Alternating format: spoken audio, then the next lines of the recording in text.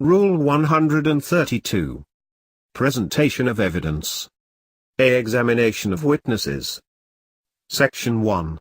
Examination to be done in open court.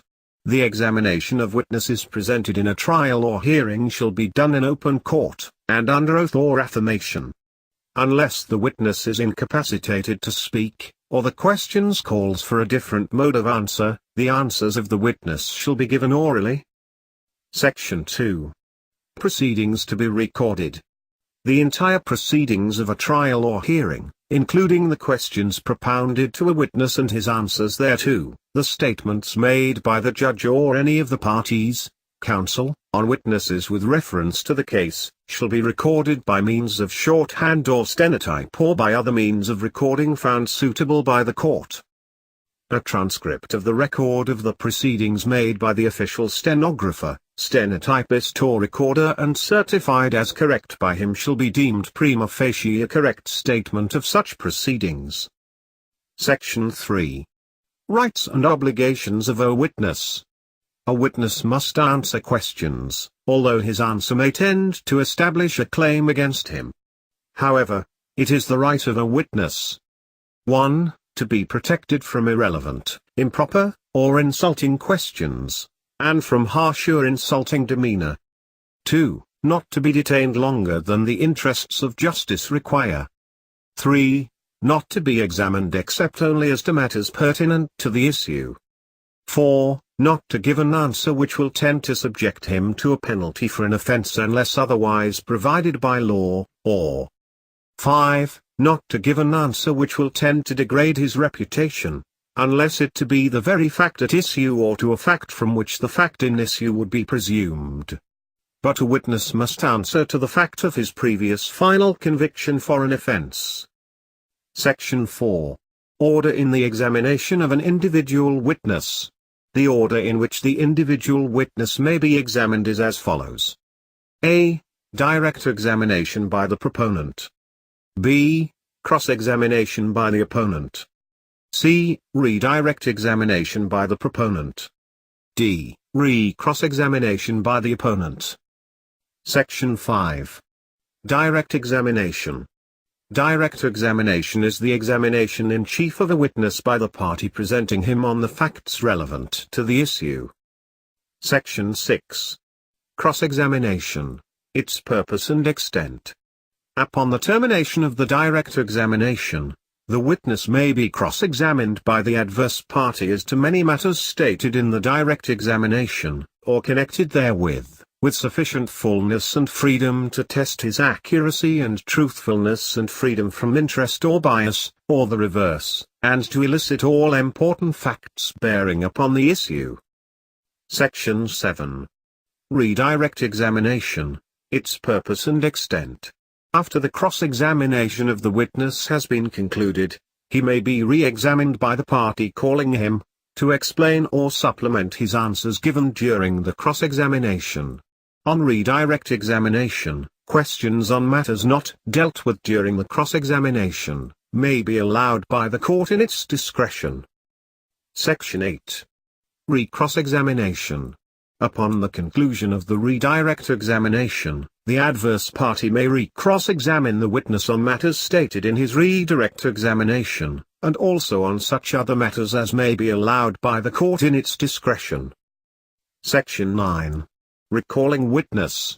After the examination of a witness by both sides has been concluded, the witness cannot be recalled without leave of the court. The court will grant or withhold leave in its discretion, as the interests of justice may require. Section 10. Leading and misleading questions.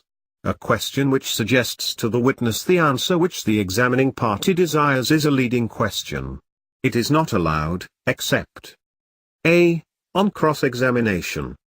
b. On preliminary matters. c. When there is a difficulty is getting direct and intelligible answers from a witness who is ignorant, or a child of tender years, or is of feeble mind, or a deaf-mute. d. Of an unwilling or hostile witness, or of a witness who is an adverse party or an officer, director, or managing agent of a public or private corporation or of a partnership or association which is an adverse party. A misleading question is one which assumes as true a fact not yet testified to by the witness, or contrary to that which he has previously stated. It is not allowed. Section 11. Impeachment of adverse party's witness. A witness may be impeached by the party against whom he was called, by contradictory evidence, by evidence that his general reputation for truth, honesty, or integrity is bad, or by evidence that he has made at other times statements inconsistent with his present testimony, but not by evidence of particular wrongful acts, except that it may be shown by the examination of the witness, or the record of the judgment, that he has been convicted of an offense. Section 12.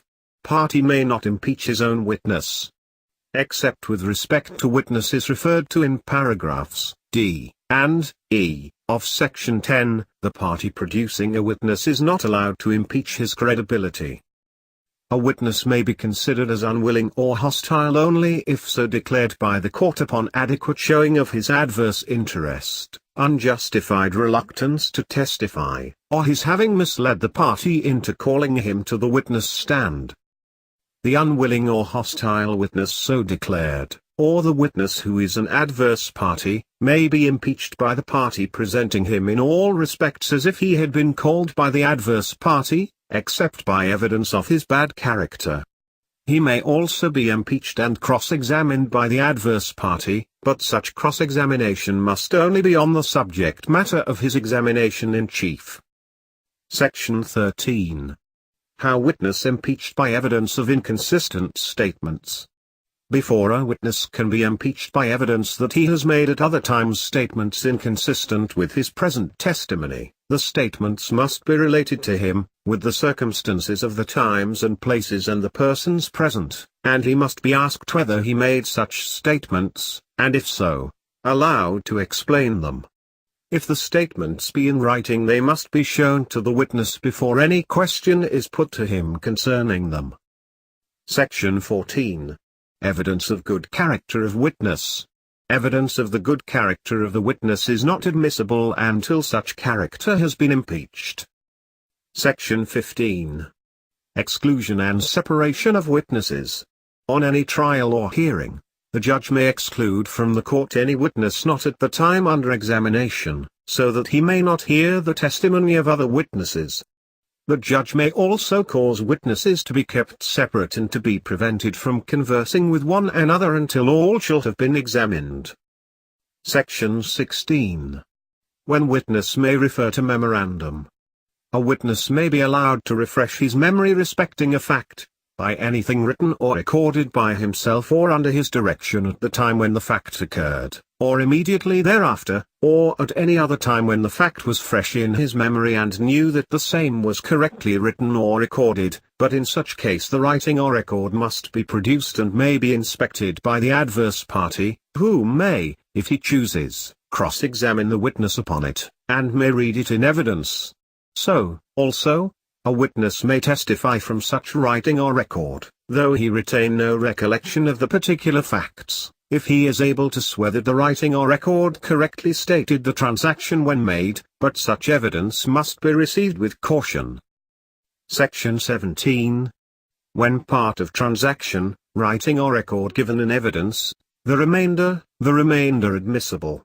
When part of an act, declaration, conversation, writing or record is given in evidence by one party, the whole of the same subject may be inquired into by the other, and when a detached act, declaration, conversation, writing or record is given in evidence, any other act, declaration, conversation, writing or record necessary to its understanding may also be given in evidence.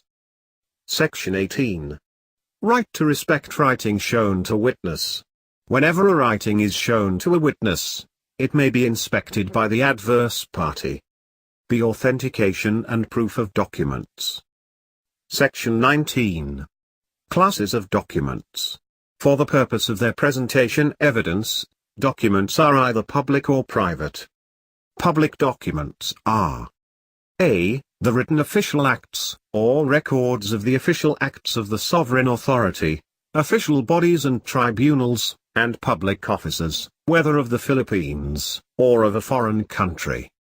b. Documents acknowledged before a notary public except last wills and testaments, and c. Public records, kept in the Philippines, of private documents required by law to be entered therein.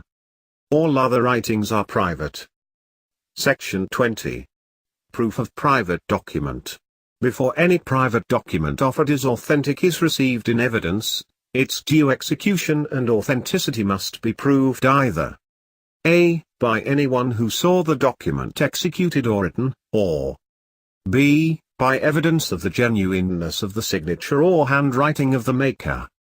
Any other private document need only be identified as that which it is claimed to be. Section 21. When evidence of authenticity of private document not necessary. Where a private document is more than 30 years old, is produced from the custody in which it would naturally be found if genuine, and is unblemished by any alterations or circumstances of suspicion, no other evidence of its authenticity need be given. Section 22. How genuineness of handwriting proved. The handwriting of a person may be proved by any witness who believes it to be the handwriting of such person because he has seen the person write, or has seen writing purporting to be his upon which the witness has acted or been charged, and has thus acquired knowledge of the handwriting of such person. Evidence respecting the handwriting may also be given by a comparison, made by the witness or the court, with writings admitted or treated as genuine by the party against whom the evidence is offered, or proved to be genuine to the satisfaction of the judge. Section 23. Public documents as evidence. Documents consisting of entries in public records made in the performance of a duty by a public officer are prima facie evidence of the facts therein stated. All other public documents are evidence, even against a third person, of the fact which gave rise to their execution and of the date of the latter. Section 24. Proof of official record. The record of public documents referred to in paragraph A of Section 19, when admissible for any purpose, may be evidenced by an official publication thereof or by a copy attested by the officer having the legal custody of the record, or by his deputy, and accompanied, if the record is not kept in the Philippines, with a certificate that such officer has the custody. If the office in which the record is kept is in foreign country, the certificate may be made by a secretary of the embassy or legation, consul general, consul, vice-consul, or consular agent, or by any officer in the foreign service of the Philippines stationed in the foreign country in which the record is kept, and authenticated by the seal of his office. Section 25. What attestation of copy must state. Whenever a copy of a document or record is attested for the purpose of evidence, the attestation must state, in substance, that the copy is a correct copy of the original, or a specific part thereof, as the case may be. The attestation must be under the official seal of the attesting officer, if there be any, or if he be the clerk of a court having a seal, under the seal of such court. Section 26. Irremovability of public record. Any public record, an official copy of which is admissible in evidence, must not be removed from the office in which it is kept, except upon order of a court where the inspection of the record is essential to the just determination of a pending case. Section 27.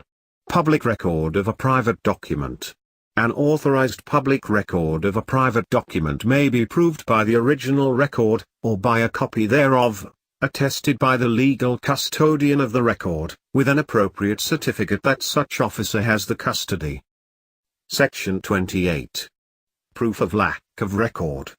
A written statement signed by an officer having the custody of an official record or by his deputy that after diligent search no record or entry of a specified tenor is found to exist in the records of his office, accompanied by a certificate as above provided, is admissible as evidence that the records of his office contain no such record or entry. Section 29. How judicial record impeached. Any judicial record may be impeached by evidence of a. want of jurisdiction in the court or judicial officer, b. collusion between the parties, or c. fraud in the party offering the record, in respect to the proceedings. Section 30. Proof of notarial documents. Every instrument duly acknowledged or proved and certified as provided by law, may be presented in evidence without further proof, the certificate of acknowledgement being prima facie evidence of the execution of the instrument or document involved. Section 31. Alteration in document. How to explain. The party producing a document as genuine which has been altered and appears to have been altered after its execution, in a part material to the question in dispute, must account for the alteration. He may show that the alteration was made by another, without his concurrence, or was made with the consent of the parties affected by it, or was otherwise properly or innocent made, or that the alteration did not change the meaning or language of the instrument. If he fails to do that, the document shall not be admissible in evidence. Section 32. Seal. There shall be no difference between sealed and unsealed private documents insofar as their admissibility as evidence is concerned. Section 33. Documentary evidence in an unofficial language. Documents written in an unofficial language shall not be admitted as evidence, unless accompanied with a translation into English or Filipino. To avoid interruption of proceedings, parties or their attorneys are directed to have such translation prepared before trial. See Offer and Objection. Section 34. Offer of evidence. The court shall consider no evidence which has not been formally offered. The purpose for which the evidence is offered must be specified. Section 35. When to make offer. As regards the testimony of a witness, the offer must be made at the time the witness is called to testify. Documentary and object evidence shall be offered after the presentation of a party's testimonial evidence. Such offer shall be done orally unless allowed by the court to be done in writing. Section 36.